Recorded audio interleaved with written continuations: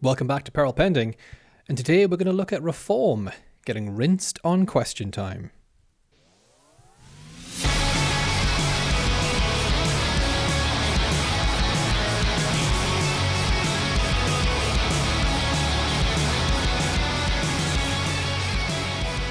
Yes, it was question time last night.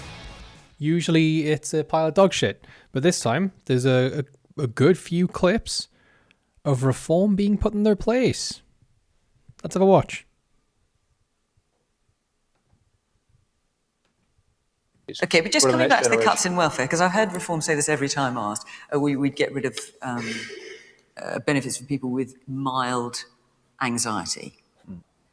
What percentage of the welfare bill do those people make up? I don't know what that number is.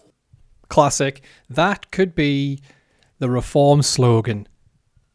You've said you're going to do X. How are you going to fund X? No idea. Got no idea how. We're just going to throw it out. People believe us. They believe the 5 million's still a gift. Well, then how can you possibly know it's going to save you 10 billion? Well, I don't know I don't know every fact and figure, but I do know that there is 10 billion. Well, you've just given us a fact, which is 10 billion pounds. We have no idea how you'd get. Yes, exactly. I don't know every fact and figure, but I will tell you we're going to save 10 billion pounds somehow. Then you can't make that claim. You can't say that. Well, I can stand that up later if you like, Fiona Boat. Oh, isn't that convenient? He can stand it up later. When the cameras are off and there's no audience, he can definitely find all the facts for you. By providing all that. Okay, but just coming back to the cuts in welfare. That was clip number 1. That one was my favourite in all honesty. The next one here comes from, again, question time, from the representative workers' unions for the Fire Brigade, I believe. The Speaker said, look, reform, for some reason, you've got Nigel Farage acting as if he is the voice of the working class, someone that's taken a £5 million donation. Look. Well, yeah, what's every working class person's taking a £5 million donation? What does this guy know? And also, I just point out, also, we have got reform supporters in the audience as well, and we've already heard from one. I've come directly from our conference. So we have representatives from all across the UK, Scotland, Northern Ireland, Wales, and we've been debating the future of our country, the future of our sector, and we've been quite clear what a reform government would mean to us in 3 years' time. They've come out, Richard Tice has come out and said he would attack and challenge our pensions, our hard-won pensions. Facts. He would come for public sector pay. Facts. They would not invest in public services. Facts. All they want to do is siphon as much money off into their pockets and the pockets of their mates and the pockets of their foreign krypton billionaire donors. They don't care about the working class. They're quite rightly, all the people that they would benefit would be the billionaire class. And I think it's quite rich of... Sorry, I don't know. Danny to sit here and say that the reform government would be able to fix the crisis that we see now. None of them are talking about the cost of living crisis. None of them are talking about the public services that have been decimated after 14 years of austerity. No one's talking about the inequality that exists. No one's talking about how we can start having a wealth tax to actually putting money in workers' pockets. No one's talking about those issues because that's why people have gone out and voted the way they have done, because Keir Starmer's not delivered on that. We need someone, whoever that is, and I haven't got a favourite, I'll be honest about that, someone that's going to give bold policies, get rid of these ironclad fiscal rules and start delivering for working people, because they're the issues that workers I represent, that don't live in the Westminster bubble, that are out in our communities, that aren't getting the pay that they deserve. They've had their wages suppressed for too long, public services are now through the floor. That's what we need to see the change for. Exactly. Couldn't have said it better myself. Clip number 3. Oh, this is a good one. The audience were really on point this time, as they always are. I just wanted to agree with the comments about Brexit. It's been a disaster since the vote, really, and the impacts of it have been catastrophic. It led to the downfall of the Conservatives. It completely tore them apart. Michael said they're the most united ever. That's because anybody who disagrees just goes to Reform, and it's just full of failed Tories. And I don't know. Look at that, thumbs up. It's a joke. It's a joke to him there. He knows that he's going to be absolutely fine. He's likely already a millionaire. So why not just play politics with people's lives? What does it matter to him? He's got nothing to lose. He's got 5 million to gain, though. This is reform. They don't care about the workers. how anybody can vote for reform, considering how much of a disaster Brexit has been. And Farage is the architect of Brexit. That's been a disaster. And if he was to be in the government, it would be a disaster as well. Okay, my next. That's correct. Farage is the architect. And as we found out yesterday, that 5 million was a gift for architecting Brexit. This was given to me as on an unconditional basis, completely unconditional basis, but frankly, it was given as a reward for campaigning for Brexit for 27 years. There you go. Right there. Right out the horse's mouth. He sold out the country for £5 million. Another audience member here giving reform just a dose of reality, really. Danny mentioned two parties, one for Capital, one for Labour. Your party is a party of billionaires, and that's all you're interested in, the rich people, not the working man, and that's it. All right. Yep, spot on. And look at that face. Look at that face. He knows this is going to be the rhetoric moving forward. You are the party of billionaires. And lastly, we've got a really nice one regarding Brexit, that old gem, and how, according to Reform, it's actually fine. It's just not been implemented correctly. Don't you see? There is a magic version of this where every single promise they made comes true.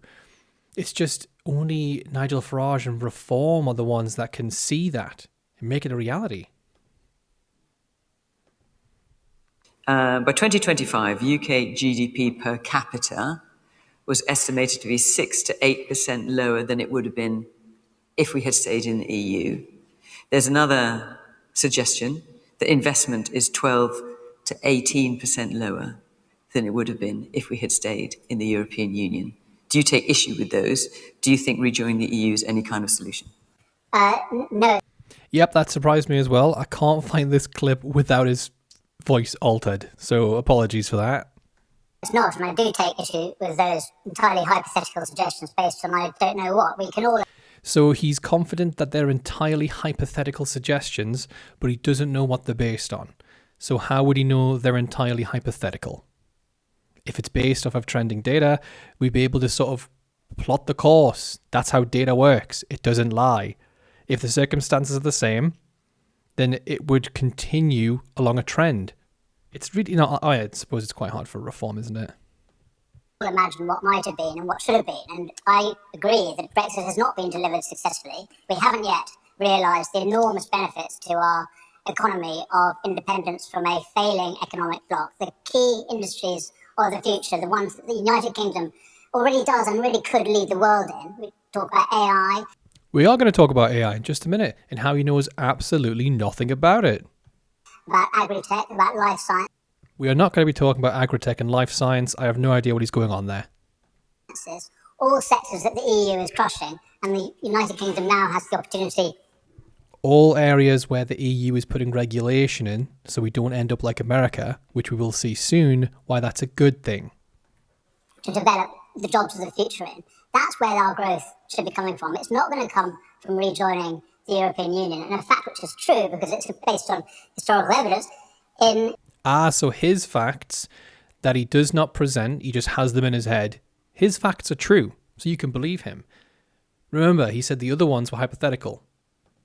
In the 1990s, the share of the globe's economy that was generated in Europe was 30%.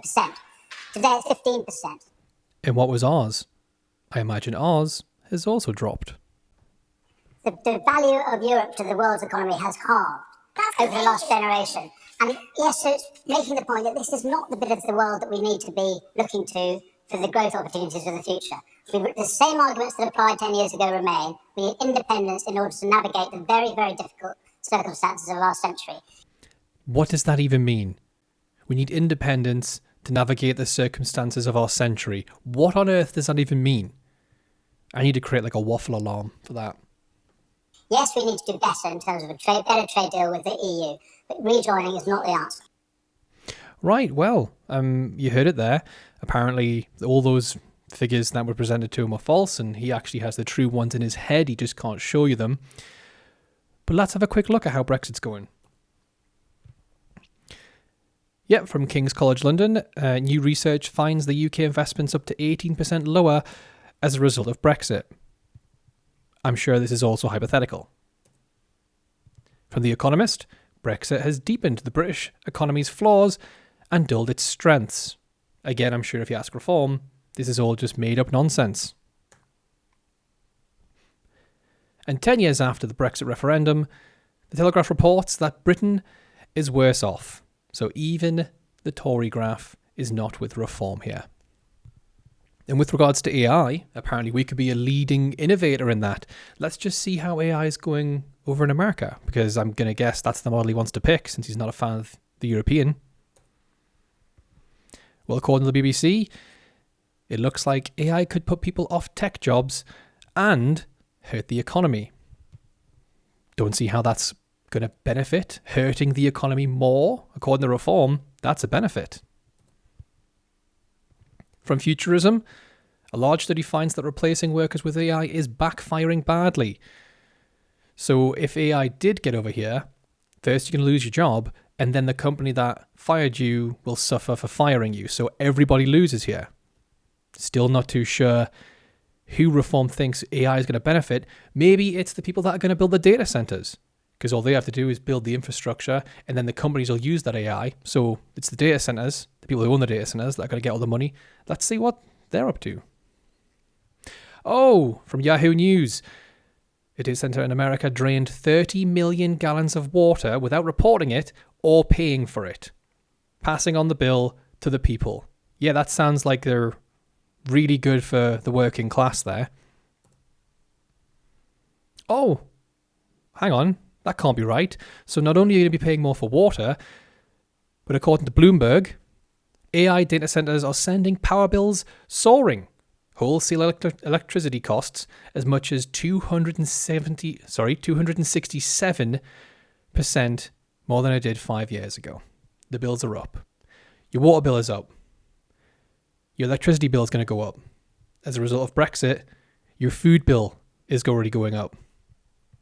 Reform are not for the working class. Reform are for the rich. They always have been. They always will be. They are bought and paid for idiots.